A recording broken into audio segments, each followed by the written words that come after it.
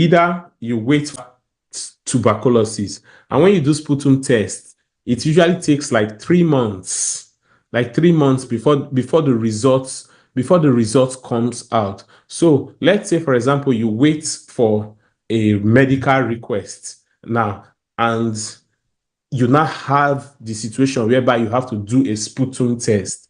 So obviously that is going to delay your visa, and that is going to have impact on them giving you your study permit. So for medical examination, I would always recommend that you do an upfront medical. Now, your international passport. This is one of the most important documents. Yes, everybody has international passports. However, you should pay attention to the expiry date on your international passport. For example, they will not give you a visa that is more than your expiry date. If you have 1 day left in your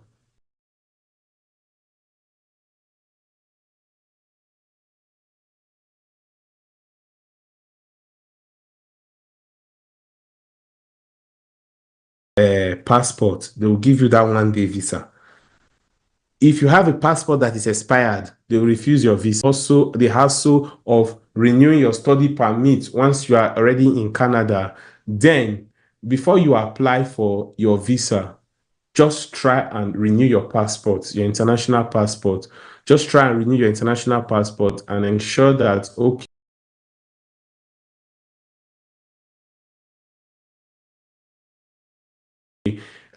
you have a very long validity.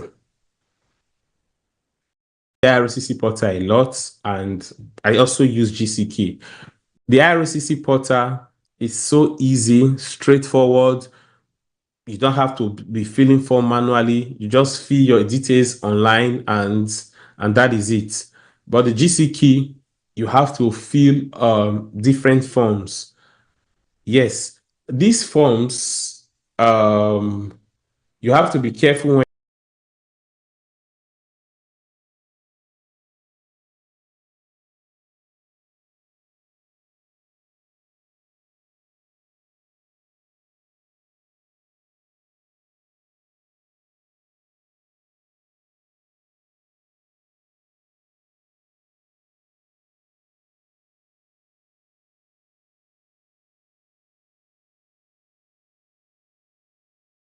filling them. The good thing, or the advantage the GCK has over the IRCC, then IRCC portal will be a very good look at. There is a segment in both. They call the client information. They write it that it's optional. Bro, they might say it's optional, but actually it's in your own best interest to use that particular part and put in your letter of explanation. If your experience letters, your resume, your marriage certificate, your previous education, you put all those things in your client information. So that particular session, it's what you should use that for. Now, your letter of explanation has to be written professionally. When I mean professionally, you don't just go write anything you just like and leave. There are some things, there are some intricacies, there are some things they are looking at that they want to know. There are some things they want to know. Like, you have to tell them this program you're applying for, how it will be beneficial to you and how it will be beneficial to you, your job, and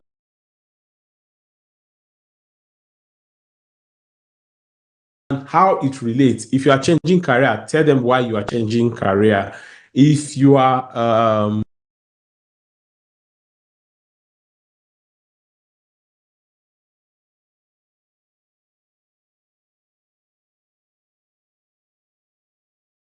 this course you are studying in Canada instead of your home country, So those are the things you should say on your letter of explanation.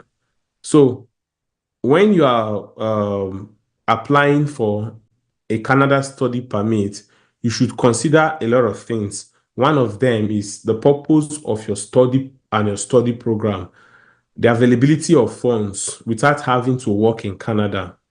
You should put a strong proof of home ties that will compel you to leave Canada after study. Then you should make sure your financial document is clear. You should upload them using my bank statement or get an e-signed statement from your bank.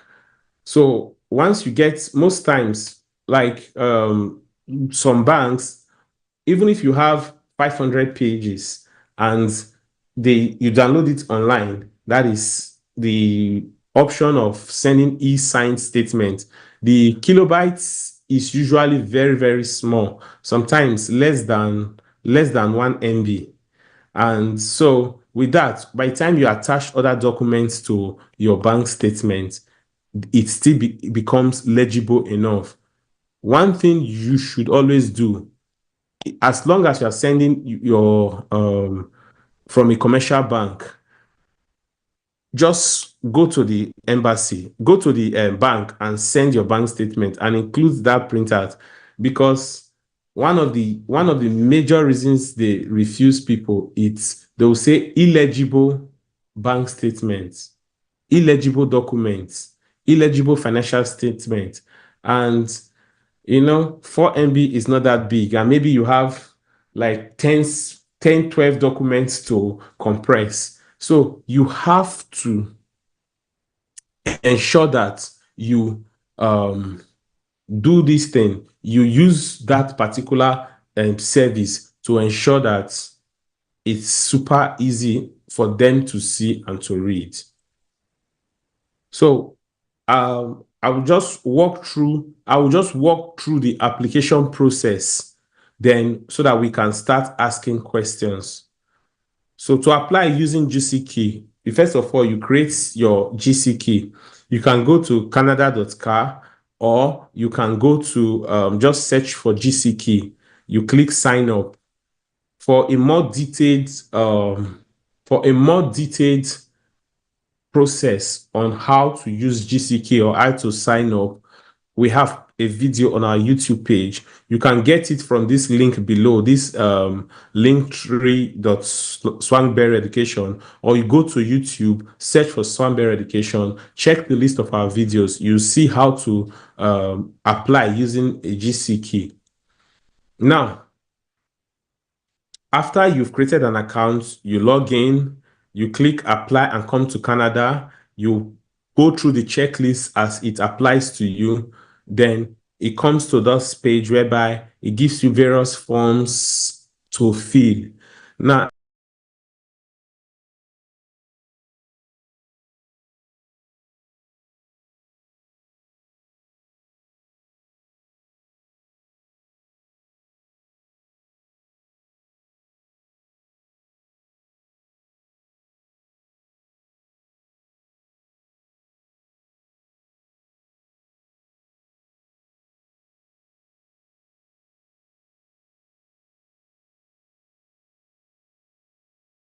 in each of these segments, you have one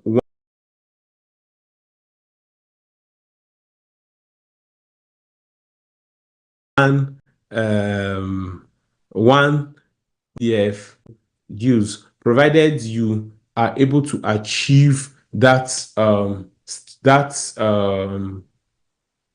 size 4 MB, and provided your document is clear. Clarity is very important. You understand? And the thing is, I've come to understand, I've come to notice, it's not by the volume of documents you put, it's by the quality. So instead of putting 90 pictures, you can put like 2 or 3 pictures or 4 pictures. Let's say picture with your family, picture with your wife, and I'm just giving you an instance. Instead of packing 1,000 property documents to put, you can put just a few. Then you put an evaluation report.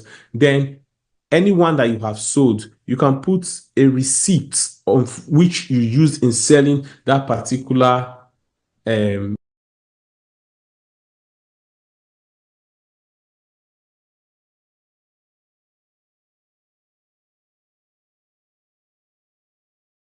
particular property, and that becomes something that is CC portal.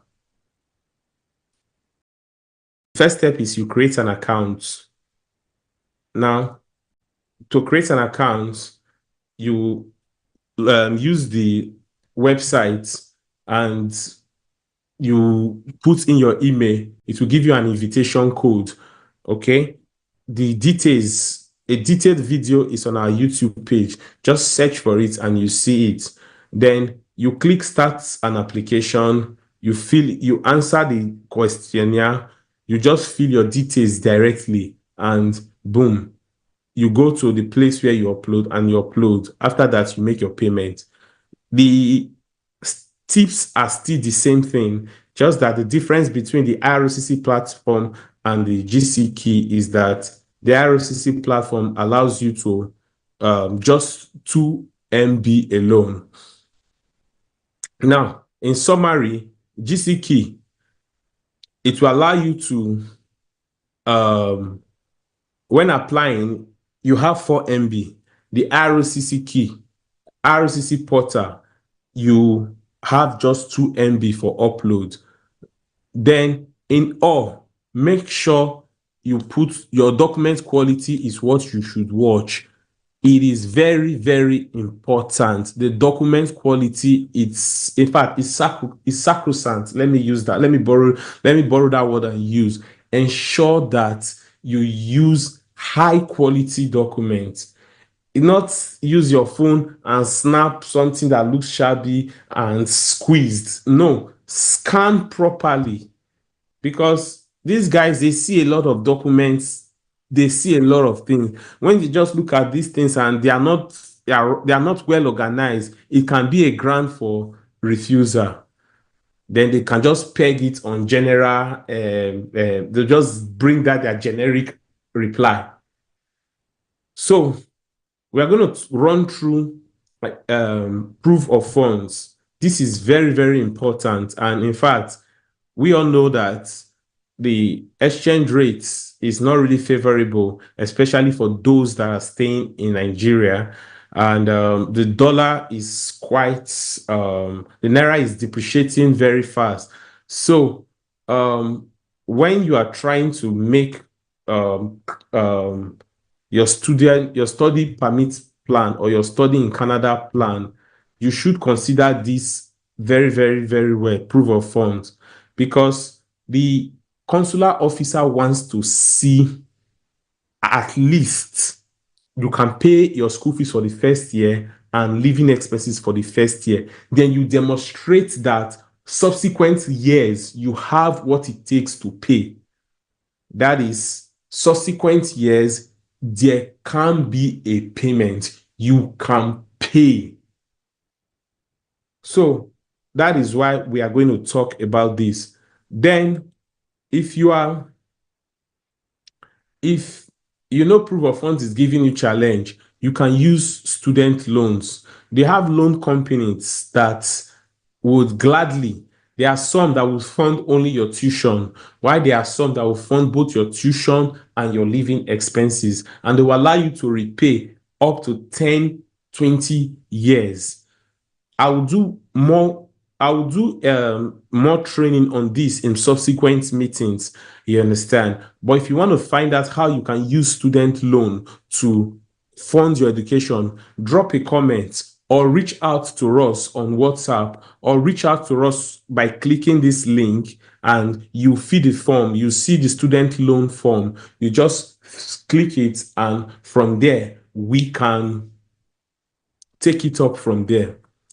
So now, why proof of funds is critical? Why should you pay so much attention to proof of fund? Because this is the major reason why visas are being rejected. This is the major reason why a lot of study permit applications are rejected. Now, for you to show that you can study in Canada, as a solo applicant, you need to show your school fees and you need to show 21,000 Canadian dollars. Then if you're adding any family member, the very first family member is 4,000 Canadian dollars. Then Any subsequent member is about 3,000 for each. For those that are in Quebec, it differs.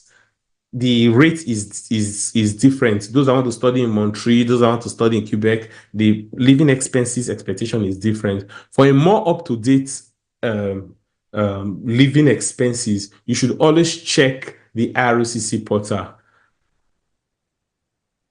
Now, there are many ways you can prove that you can pay.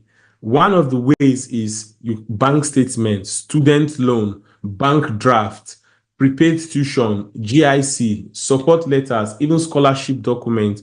Mind you, even if you have scholarship or you have student loan, you may still need a bank account. And this bank account will just show that, okay, you can pay for your education, you can pay for at least your maybe other expenses like flights, or if you are using a student loan or you are using, let's say, a scholarship. Sometimes this scholarship don't get disbursed in how you arrived at that closing balance.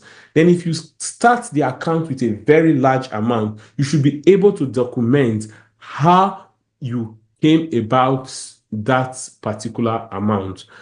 So always put in a letter of explanation when you are applying. Whether you are applying in the proof of funds section, when you are putting your bank statement, put a letter of explanation there. Explain to the consular officer, this document, this is what it is, and this is what its intention is. And that is how you do it.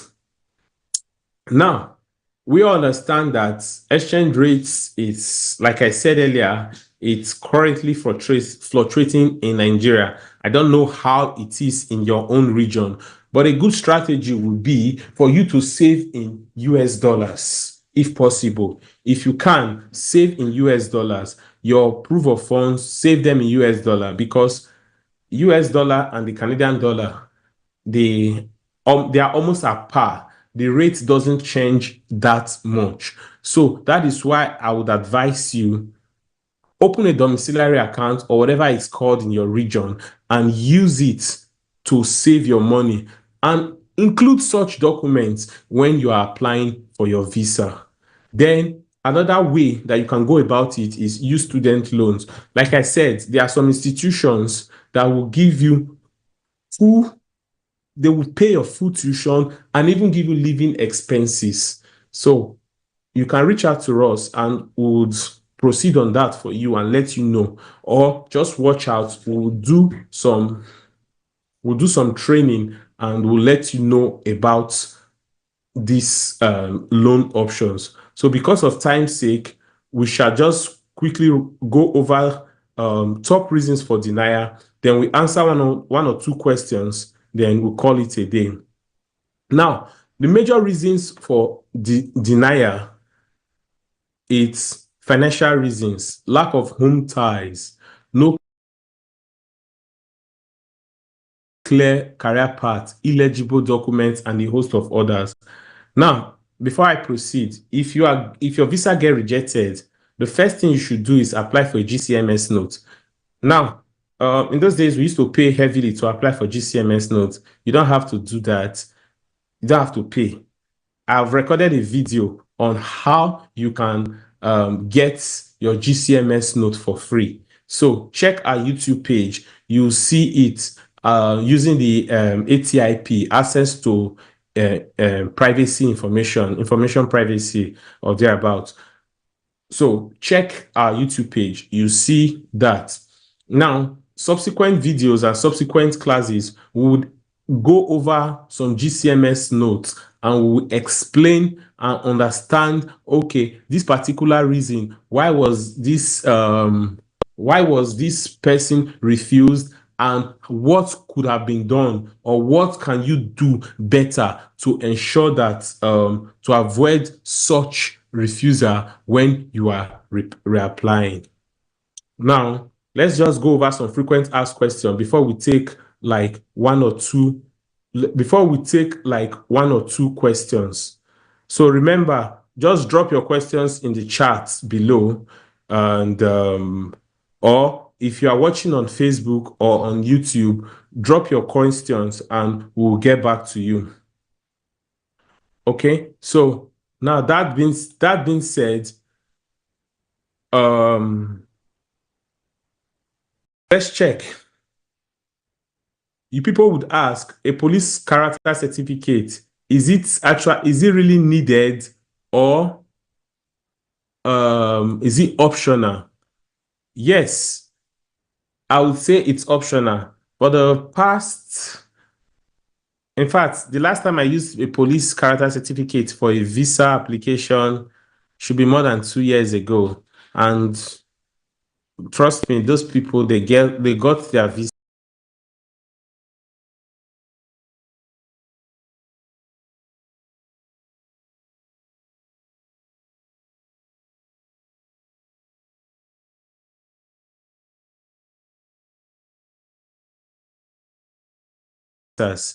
So police character certificate is totally optional.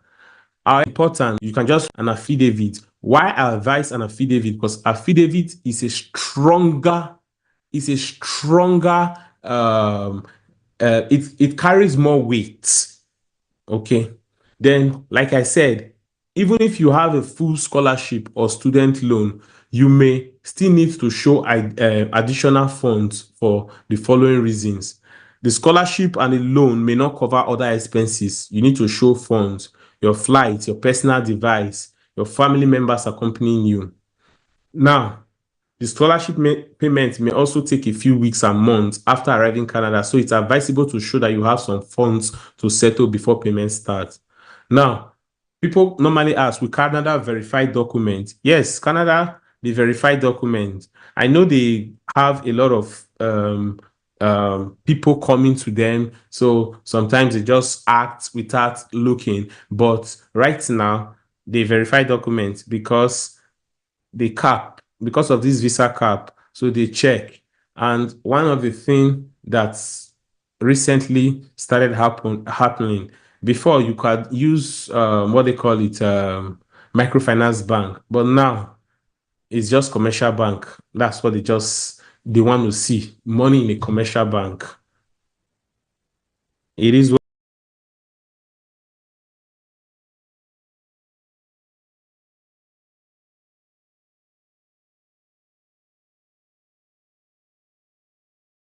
it is. So time for Canada, it's unique.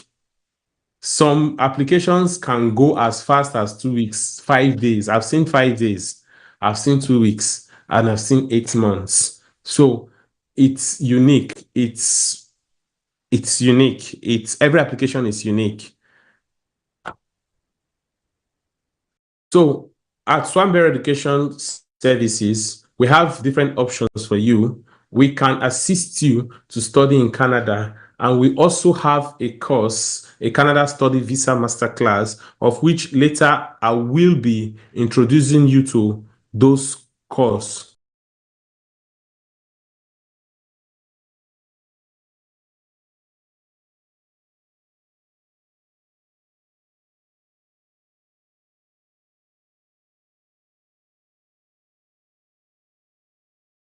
So if you have any questions, sorry. So for the sake of these are first time, and I'll just take a few questions. Yes. Okay.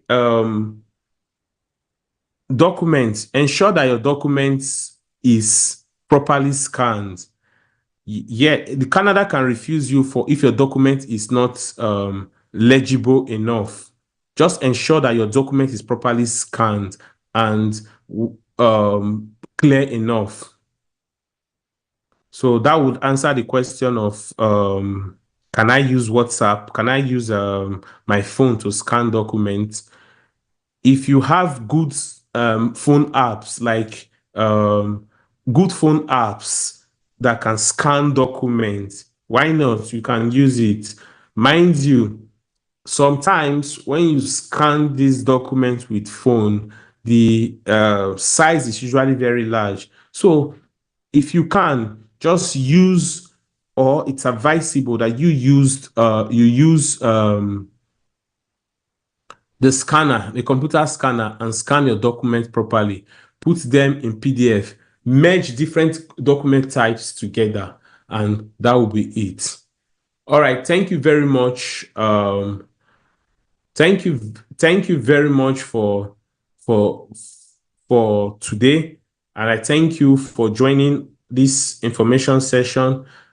This is just the first of many to come. So we'll see you on Monday, and by then we'll do a full house, and we'll